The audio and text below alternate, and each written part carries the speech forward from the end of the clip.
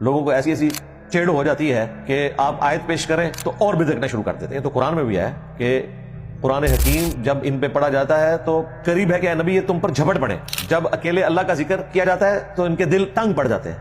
جب اور ہستیوں کے ساتھ شامل کیا جاتا ہے تو یہ ان کو اچھا لگتا ہے, اس پہ خوشیاں مناتے ہیں. لیکن اکیلی ذات کا ذکر کیا جائے, توحید کا ذکر کیا جائے تو انہیں برا لگتا ہے. آج بھی مسلمانوں کو آپ آیات پیش کریں تو آپ ڈرتے ہیں. کافروں سے تو اب ہم اتنا نہیں ڈرتے کہ ہم ان کے سامنے بات کریں. وہ کہیں گے ٹھیک ہے, اچھی انفارمیشن دی ہے کہ آپ کے دین میں یہ مسئلہ یوں ہے, آپ جیسس کرائسٹ کو یہ مانتے ہیں, آپ رسول اللہ کے لیے عقیدہ رکھتے ہیں, یہ آپ کی توحید ہے. لیکن مسلمان کو تو یہ سمجھائیں, وہ کہتے ہیں گستاخ ہو گئے تسی, بزرگوں نہیں مانتے. اس کا گیئر چونکہ الٹا لگا ہوا ہے, اس کی سرکشی میں اضافہ ہی ہوتا ہے کیونکہ وہ حق بات قبول کرنے کے لیے تیار نہیں ہے. جو لوگ حق بات قبول کرنے والے ہیں, چاہے مسلمانوں کے گھر پیدا ہوں یا کافروں کے گھر, at the end of the day ان کو توحید مل جاتی ہے. مرنے سے پہلے وہ توبہ کر لیتے ہیں. اور جو گمراہی پر تلے ہوئے ہیں, آپ پورا قرآن ان سے گزار دیں, احادیث کا سارا ذخیرہ گزار دیں, وہ اپنے نظریات چھوڑنے کے لیے تیار نہیں ہے.